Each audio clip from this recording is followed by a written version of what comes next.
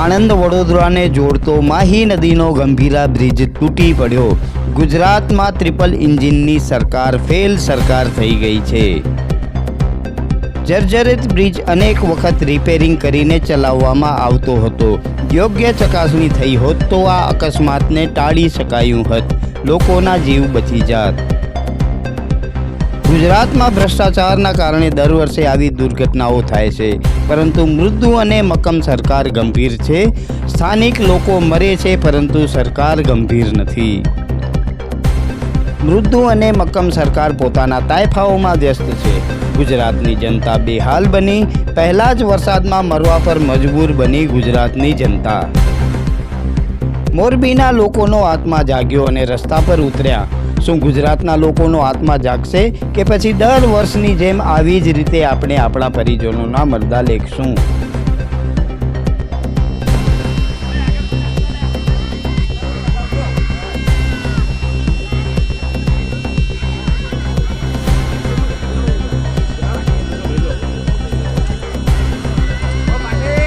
પેલા બહેરા બધા લે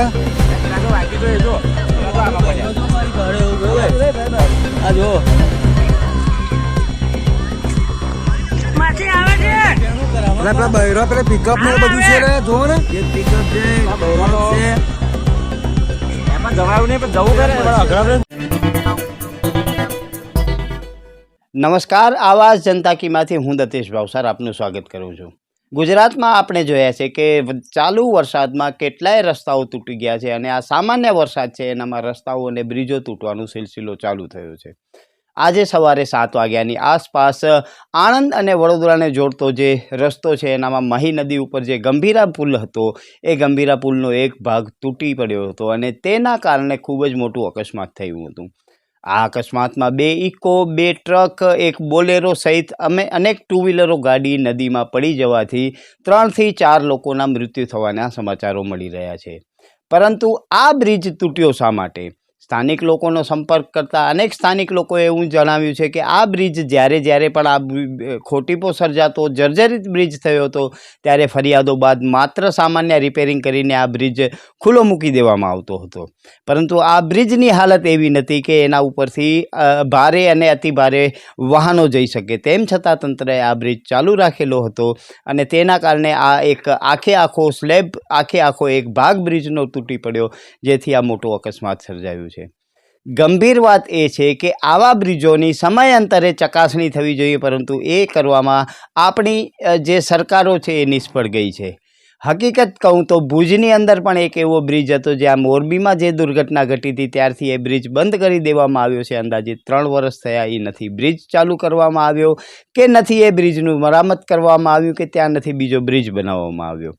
આ આખા નદી પરના પુલની પણ હાલત કદાચ એવી જ બની ગઈ હશે જેના કારણે જર્જરિત બ્રિજ ઉપર લોકો ચાલતા મજબૂર થયા છે અને આ અકસ્માત સર્જાયું છે। હકીકતમાં તો આપણે કહીએ તો આ બ્રિજ તૂટ્યું છે, પરંતુ મને એમ લાગે છે કે આ બ્રિજ તૂટવાથી આખી ગુજરાતની આશાઓ તૂટી છે। આખા ગુજરાતના લોકોને જે સરકારો ઉપર આશાઓ હતી એ તમામ આશાઓ નિષ્ફળ નીવડી છે અને આવા જે કામો થાય છે એ કામોની યોગ્ય ચકાસણી ન થતી હોય તો આનું જોખમ લોકોના જીવ ઉપર ઊભું રહે છે।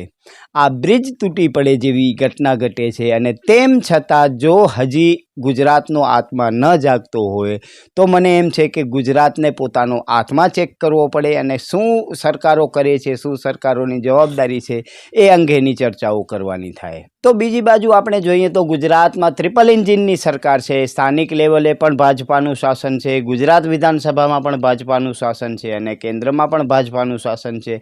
તેમ છતાં જો આવી સ્થિતિનું નિર્માણ થતું હોય તો આપણે વિચારવાનું થાય કે 35 વર્ષથી 30 થી 35 વર્ષથી જ્યાં સત્તામાં બેઠેલા લોકો છે, 11 વર્ષથી કેન્દ્રની સત્તામાં પણ બેઠેલા લોકો છે અને જો ગુજરાતની આવી હાલત હોય તો હવે આપણે વિચારવાનું રહે કે આ ગુજરાત કેવા હાથોમાં છે। મૃદુ અને મક્કમ સરકારની મોટી વાતો તો આપણા ભૂપેન્દ્રભાઈ કરતા હોય છે, પરંતુ એ સરકારમાં ક્યાંય પણ લાગણી હોય એવું કંઈ લાગતું નથી। એ સરકારમાં શરમ હોય એવું પણ આપણે દેખાતું નથી અને એ સરકાર છે એનામાં ક્યાંય પણ લોકો પ્રત્યેની લાગણીઓ હોય એવું પણ દેખાતું નથી।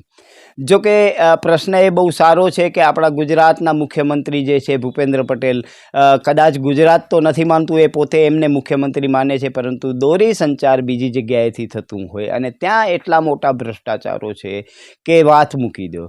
આ ભ્રષ્ટાચારનો જે બ્રિજ બનેલો હતો એ બ્રિજના મરામતમાં પણ ભ્રષ્ટાચાર થયો હશે અને એ ભ્રષ્ટાચારના કારણે જ આજે આ બ્રિજ તૂટ્યો છે અને ગુજરાતના લોકોના મરણ થયા છે.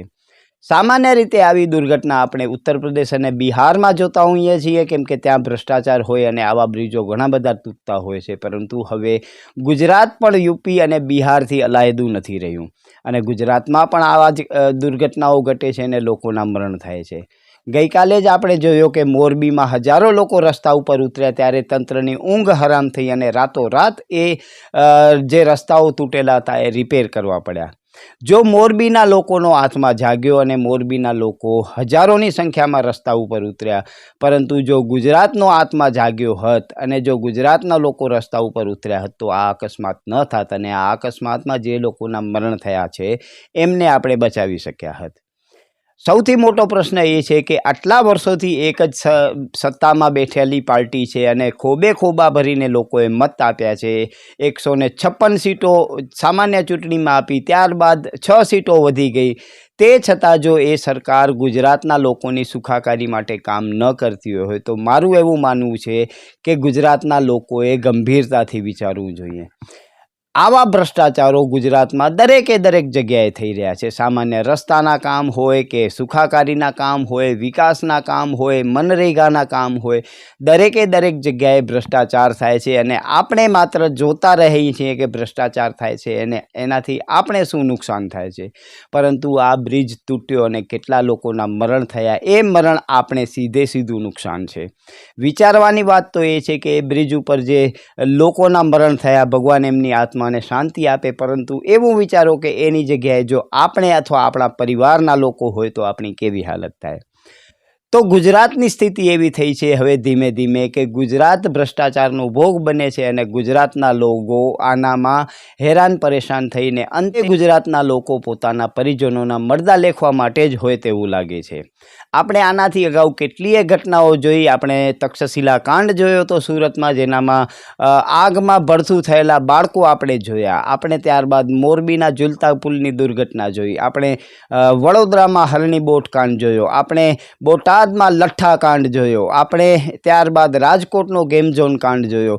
પરંતુ જો ગુજરાતનો આત્મા નથી જાગતો તો દર વર્ષે આવીને આવી દુર્ઘટનાઓ આપણા ગુજરાતમાં થતી રહેશે અને આપણે આપણા પરિજનોના મરદા લેખતા રહીશું. નમસ્કાર, આવાજ જનતા કીમાંથી હું દતેશ ભાવસાર. તમને અમારી સ્ટોરી સારી લાગે તો લાઈક કરો, સારી ન લાગે તો અમને સૂચન આપો, પરંતુ સબસ્ક્રાઈબ કરજો જરૂર. નમસ્કાર.